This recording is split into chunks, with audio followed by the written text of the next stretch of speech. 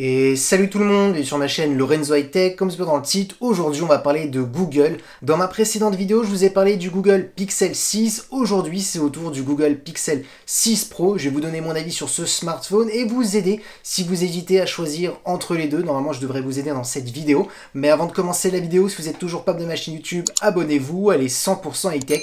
N'oubliez pas d'activer la petite cloche de notification pour être notifié lorsque je publie une vidéo.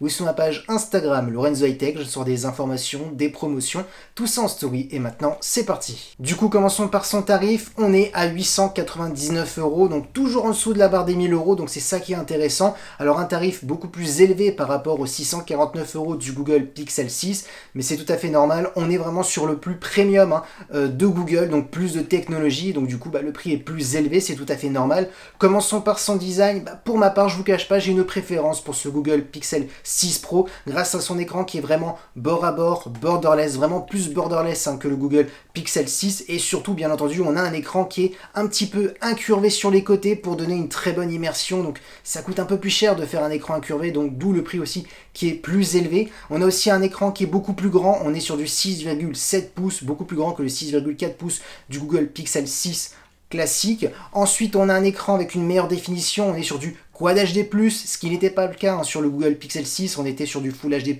toujours un écran OLED, sauf bien entendu, on a un taux de rafraîchissement beaucoup plus élevé, on est sur du 120 Hz, donc on était sur du 90 Hz pour le Google Pixel 6, donc elles sont là, les avantages sur ce Google Pixel 6 Pro. Ensuite, en termes de sécurité, on a un capteur d'empreinte qui est toujours sous l'écran, et en termes de caméra frontale, on a toujours un ultra grand angle, sauf plus élevé, on est sur du 11,1 mégapixels, ce qui n'était pas le cas sur le Google Pixel 6. Donc là, ce qu'on peut dire, c'est qu'on a un meilleur écran en termes de définition, en termes de taux de rafraîchissement et aussi en termes de design, parce qu'on va pas se le cacher, l'écran incurvé est quand même beaucoup plus joli, ça donne une meilleure immersion lorsque vous regardez du contenu en multimédia. Ensuite, concernant le dos du smartphone de ce Google Pixel 6 Pro, c'est comme le Google Pixel 6, ça change radicalement de design par rapport au design qu'on avait avant sur les anciens Google. Ils font vraiment plus premium.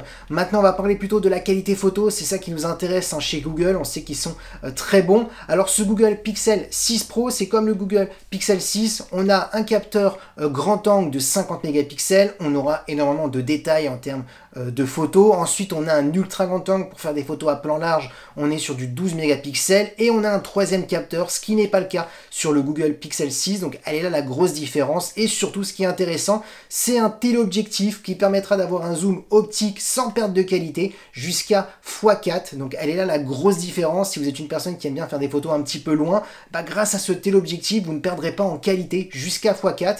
On est sur du 48 mégapixels, et aussi bien entendu on pourra zoomer jusqu'à x20 en zoom numérique, mais il y aura quand même l'intelligence artificielle qui va retravailler la photo, donc on sera quand même sur un bon zoom numérique, mais par contre on perdra en qualité. Et en termes de vidéo, on peut filmer jusqu'à de la 4K en 60 images par seconde. Donc elle est là la grande différence. Si vous voulez vraiment le meilleur photophone, et ça sera cette version Pro grâce à son téléobjectif qui est sur cette version Pro et qu'on n'a pas sur la version classique. Concernant les performances, bien on a 12 Go de RAM, donc plus que les 8 Go de RAM du Google Pixel 6 classique. En termes de performance, c'est le nouveau processeur de Google qu'ils ont créé, le Google Tensor. Donc pour les gens qui ne connaissent pas les performances du processeur de Google, on est un petit peu en dessous, on va pas se le cacher, du Snapdragon 888, mais largement suffisant pour faire des gros jeux vidéo, des applications gourmandes, surtout qu'en plus il a été travaillé avec de l'intelligence artificielle, donc le smartphone s'adapte à votre utilisation. Donc voilà, si vous faites des jeux vidéo, toutes les performances vont être mises pour le jeu vidéo. Lorsque vous faites des photos,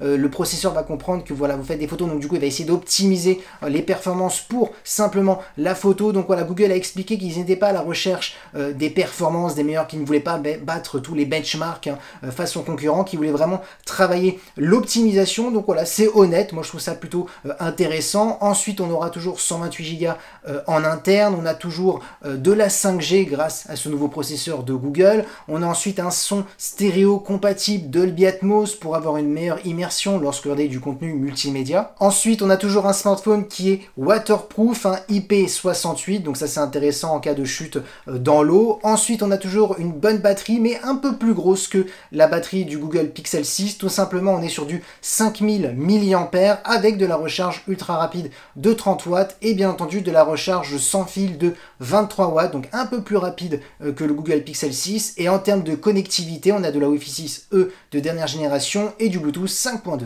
Du coup, mon avis sur ce Google Pixel 6 Pro, c'est le même avis que le Google Pixel 6 classique. Je trouve qu'en termes de prix, c'est vraiment intéressant parce qu'on a de très bonnes caractéristiques, surtout sur cette version Pro qui est encore au-dessus par rapport à la version classique.